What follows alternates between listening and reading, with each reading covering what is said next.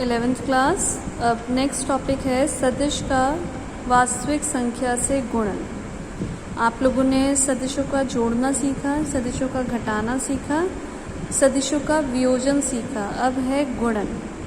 वास्तविक संख्या से गुणन उसी तरीके से होता है जैसे आप अदिश राशियों में करते हैं। जैसे एक p सदिश राशि है, इसको आप किसी संख्या से गुणा कर दें। सपोज 2 से गुणा कर दी तो आंसर क्या आ जाएगा 2p। -2 से गुणा करी -2p। इसी तरीके से जब भाग करेंगे किसी वास्तविक संख्या से, जैसे p की 2 से भाग करी तो p/2, -2 से करी तो -p/2। तो ये तो है सदिशों का वास्तविक संख्या से गुणन। अब मेन टॉपिक शुरू होता है सदिशों का गुणन। तो सदिशों का जो गुणन होता है वो जैसे सिंपल राशियां होती हैं, अदिश राशियां, उन तरीके से नहीं होता। जैसे आप करते हैं a × b = a भी लिख देते हैं, तो यहाँ पर सदिशों का गुणन जो होता है वो अलग तरीके से होता है। जब हम दो सदिश राशियों को गुणा करते हैं तो रिज़ल्ट में हमें सदिश राशि भी मिल सकती है, रिज़ल्ट में हमें अदिश राशि भी मिल सकती है। दोनों के जो मेथड हैं वो अलग अलग हैं। अगर दो सदिशों को गुणा करने पर एक अदिश राशि मिलती है तो उसको बोला जाता है अदिश या बिंदु गुणनफल, और इंग्लिश में स्केलर या डॉट प्रोडक्ट। फिर से ध्यान दीजिए, अगर दो सदिश राशियों को गुणा करने पर, मतलब सदिश की सदिश से गुणा करने पर एक अदिश राशि मिलती है तो उस गुणनफल को क्या बोला जाता है? अदिश गुणनफल, स्केलर या डॉट प्रोडक्ट। इसी तरीके से अगर सदिश की सदिश से गुणा करने पर एक सदिश राशि ही मिलती है तो उसको क्या कहा जाता है? सदिश गुणनफल, या फिर क्रॉस प्रोडक्ट, वेक्टर या क्रॉस प्रोडक्ट उसको कहा जाता है। अब जैसे कि ये हैं बल और विस्थापन। बल और विस्थापन दोनों ही एक सदिश राशियां हैं। इनको जब गुणा किया जाता है, बल और विस्थापन का जो गुणनफल होता है वो बराबर होता है कार्य के, और कार्य एक अदिश राशि है। ठीक है, तो W जो है वो किसके इक्वल होगी? F × D, विस्थापन, डॉट प्रोडक्ट। और इन दोनों के गुणनफल से बल आघूर्ण भी प्राप्त होता है। बल आघूर्ण को अभी आप आगे चैप्टर्स में पढ़ेंगे, इसको टो से रिप्रेजेंट किया जाता है। तो टो = किसकी होगा? F। अब डॉट नहीं आएगा क्योंकि सदिश राशि प्राप्त हो रही है। अब क्या आएगा? Cross, F × D। तो अगर सदिश राशियों को गुणा करने पर एक अदिश राशि मिलती है उसको डॉट प्रोडक्ट कहा जाता है, और अगर सदिश राशियों को गुणा करने पर एक सदिश राशि मिलती है उसको क्रॉस प्रोडक्ट कहा जाता है। तो अब सबसे पहले हम डॉट प्रोडक्ट के बारे में सीखते हैं। जैसा कि मैंने आपको बताया कैसे लिखते हैं इसे, a.b, और जो इसका फॉर्मूला है वो किसके बराबर होता है? AB cos theta.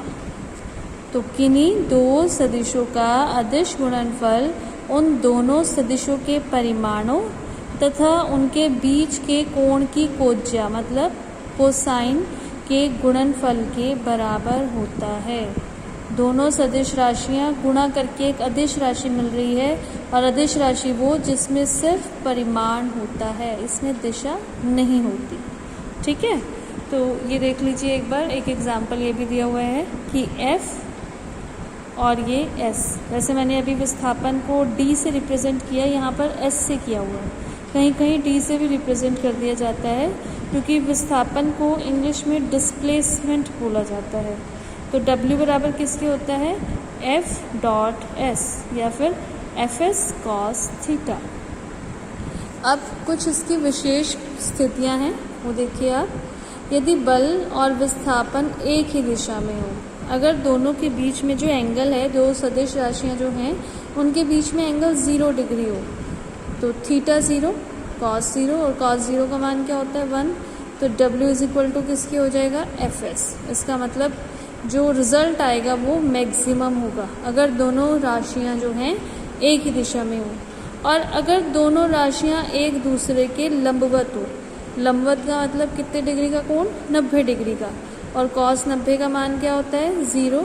तो W क्या हो जाएगा 0 मिनिमम। फिर से ध्यान दीजिए, अगर दोनों सदिश राशियाँ एक ही दिशा में हों तो कार्य अधिकतम होता है, और अगर दोनों सदिश राशियाँ एक दूसरे के लंबवत हों तो कार्य न्यूनतम होता है।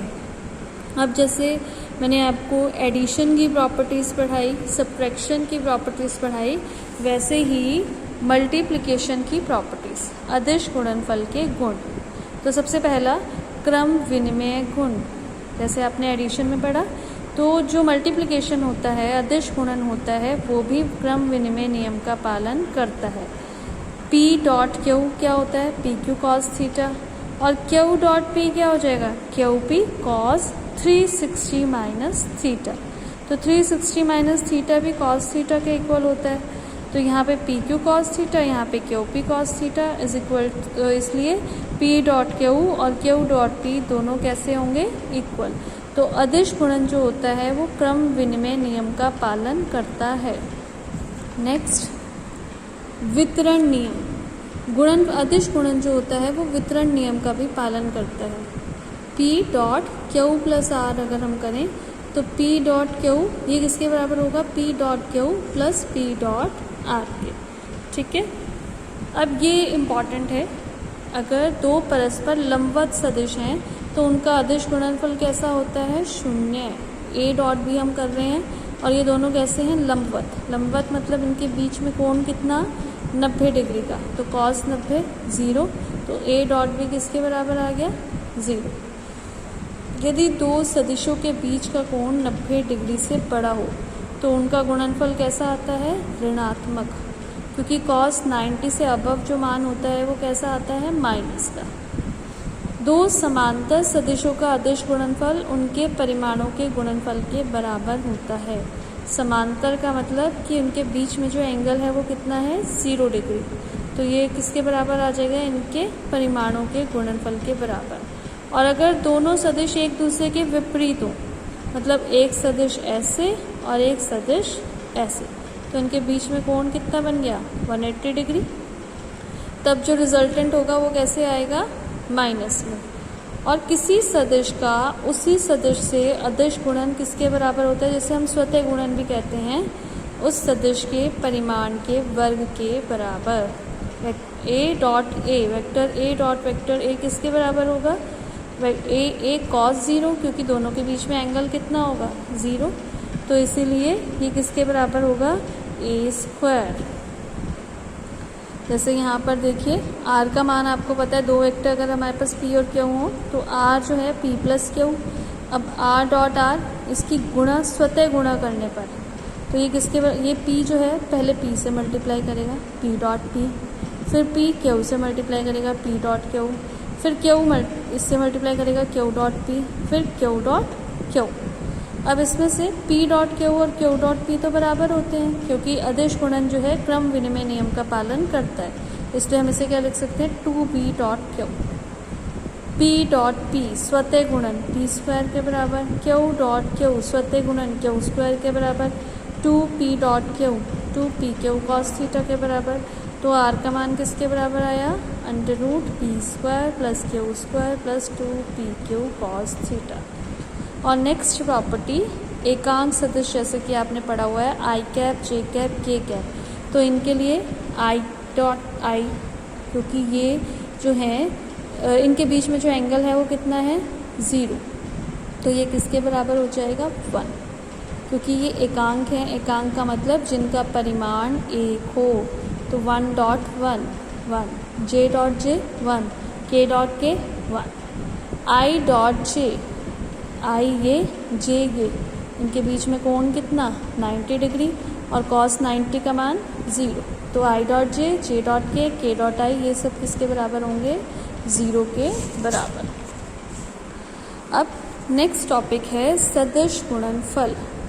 सदिश गुणनफल क्या होता है, यदि दो सदिशों का गुणा करने पर हमें एक सदिश राशि प्राप्त हो तो उसको क्या कहा जाता है, सदिश गुणनफल। और इसे कैसे लिखा जाता है, vector A cross vector B, वहाँ डॉट होता है, यहाँ पर क्रॉस होता है, इसको पढ़ते भी ऐसे ही हैं, vector A cross vector B। और जैसे vector A dot vector B A B cos theta के इक्वल होता है, वैसे vector A cross vector B किसके बराबर होता है, A B sine theta N cap, जहाँ पर एन कैप क्या बताता है, दिशा को, क्योंकि यहाँ पर क्या है कि सदिशों का गुणनफल अगर एक सदिश राशि ही प्राप्त हो तो सदिश राशि में परिमाण भी होता है जो ए बी साइन थीटा है और दिशा भी होती है जो एन कैप होती है। अब आप मेरा हाथ देखिए, हाथ दिख रहा है आपको, मेरा हाथ में अंगूठा और ये सारी फिंगर्स इस तरीके से, अगर दो भौतिक राशियाँ हो, सदिश राशियाँ हो, एक और ये इस तरफ, दोनों कैसे हैं, अंगूठा और उंगलियाँ एक दूसरे के लंबवत हैं, तो इनका जो सदिश गुणन होगा, जो क्रॉस प्रोडक्ट होगा, वो किसके बराबर होगा, वो उसकी दिशा किधर होगी, ऊपर की तरफ, ऐसे, ठीक है। तो यहाँ पर भी देखिए दिखाया हुआ है कि ये वेक्टर ए वेक्टर बी दोनों एक दूसरे के लंबवत हैं, तो इनका जो सदिश गुणन है vector A cross vector B वो किसके बराबर है, इन दोनों के लंबवत है। इसकी दिशा कहाँ है, ऊपर की तरफ, ठीक है। यहाँ से भी देख सकते हैं वेक्टर ए और वेक्टर बी दोनों एक दूसरे के लंबवत, और ए क्रॉस बी की जो दिशा है वो कैसी है, पेज को घुमाने की दिशा में, ऊपर की तरफ।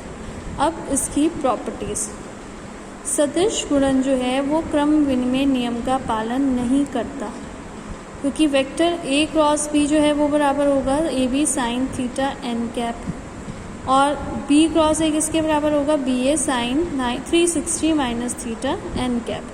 अब ये 360 माइनस थीटा जो साइन में होता है वो माइनस साइन थीटा के बराबर होता है, तो इसीलिए ए क्रॉस बी और बी क्रॉस ए एक दूसरे के इक्वल नहीं होते। फिर दोनों सदिशों का सदिश गुणनफल सदैव दोनों सदिशों को सम्मिलित वाले तल के लंबवत होता है। जैसा कि मैंने आपको बताया अभी कि इस तरीके से मैंने हाथ खोला, दो सदिश राशियाँ हैं तो उनका जो गुणनफल है वो जैसे मैंने पेन खड़ा किया हुआ है बुक के लंबवत, इस तरीके से होता है। सदिश गुणनफल वितरण नियम का पालन करता है। दो लंबवत सदिशों का सदिश गुणनफल अधिकतम होता है। अब ये चीज़ आपको ध्यान रखनी है कि सदिश गुणन जो है अदिश गुणन के ऑपोजिट होता है। वहाँ हमने क्या पढ़ा था कि लंबवत सदिशों का जो अदिश गुणनफल है वो न्यूनतम 0 होता है, क्योंकि cos 90 का मान 0 होता है। पर यहाँ क्रॉस जब हम करते हैं, क्रॉस में साइन आता है और साइन 90 का मान क्या होता है, मैक्सिमम होता है, तो इसीलिए दो लंबवत अगर सदिश हैं तो उनका सदिश गुणनफल मैक्सिमम होता है। दो संरेखीय अशून्य सदिशों का सदिश गुणनफल न्यूनतम होता है। असंरेखीय मतलब जो एक ही रेखा में हो, मतलब जिनके बीच में एंगल 0, तो वो किसके बराबर होगा, 0। इन दोनों चीज़ों को आप ध्यान रखिए। नेक्स्ट, एक सदिश का स्वयं के साथ सदिश गुणनफल 0 के बराबर होता है, क्योंकि और वहाँ पर ए डॉट ए क्या था, ए स्क्वायर के बराबर, और ए क्रॉस ए क्या है, 0 के बराबर। इसी तरीके से आपने वहाँ पढ़ा था I dot I cap, J dot J cap, के डॉट के कैप, वो किसके इक्वल था, 1 के equal. But I cross I cap, J cross J cap, के क्रॉस के कैप किसके इक्वल है, 0 के इक्वल। वहाँ आपने पढ़ा था आई क्रॉस जे 1, जे क्रॉस के 1, के क्रॉस आई 1। यहाँ पर आई क्रॉस जे क्रॉस के आई, के क्रॉस आई जे। जैसे एक साइकिल चलता है उसी तरीके से रिजल्ट आएगा। आई और जे के बाद क्या आता है, के, तो आई क्रॉस जे करके क्या आएगा, के। जे के के बाद क्या आता है, आई, तो जे क्रॉस के आएगा आई। के आई के बाद क्या आता है, जे, तो के और आई का क्रॉस करके क्या आएगा, जे। पर आपको एक चीज़ ध्यान रखनी है, ये आई क्रॉस जे के है, अगर हमने उल्टा कर दिया, जे क्रॉस आई कर दिया, तो यहाँ पर माइनस के हो जाएगा, क्योंकि सदिश गुणनफल क्रम विनिमय नियम का पालन नहीं करता। जे क्रॉस के आई के इक्वल होता है, पर के क्रॉस जे माइनस आई के इक्वल होगा। के क्रॉस आई जे के इक्वल होता है, पर आई क्रॉस के माइनस जे के इक्वल होगा। अब सपोज़ आपको इस तरीके से मान दिया हुआ है, ए का मान ए एक्स आई कैप, ए वाई जे कैप प्लस ए जेड के कैप, और बी का मान बी एक्स आई कैप, बी वाई जे कैप प्लस बी जेड के कैप। इन दोनों का जो क्रॉस प्रोडक्ट होता है वो इस तरीके से सारणिक विधि से निकाला जाता है। सबसे पहले I cap J cap K cap A X A Y A Z B X B Y B Z. जो मैथ्स के स्टूडेंट हैं उन्होंने मैथ्स में ये किया होगा, अदरवाइज़ आप इस तरीके से इसको कर सकते हैं। पहले ये सारणी बनाएंगे, इसको किस तरीके से मल्टीप्लाई किया जाता है, पहले ये वाली जो टर्म है ये और ये, इसको छुपा लिया जाता है और बाकी जो बचा जाता है इनकी क्रॉस में मल्टीप्लाई की जाती है। तो बाहर हम क्या लिखेंगे, आई कैप, बचा क्या, ए वाई बी जेड, ए वाई की मल्टीप्लाई बी जेड से और माइनस का साइन ए जेड की मल्टीप्लाई बी वाई से। फिर उसके बाद जे वाली टर्म छुपा लेंगे, जे कैप, ए जेड की मल्टीप्लाई बी एक्स से, ए एक्स की मल्टीप्लाई बी जेड से। फिर के वाला छुपाएंगे प्लस के कैप, ए एक्स की मल्टीप्लाई बी वाई से, ए वाई की मल्टीप्लाई बी एक्स से। तो इस तरीके से मल्टीप्लाई की जाती है।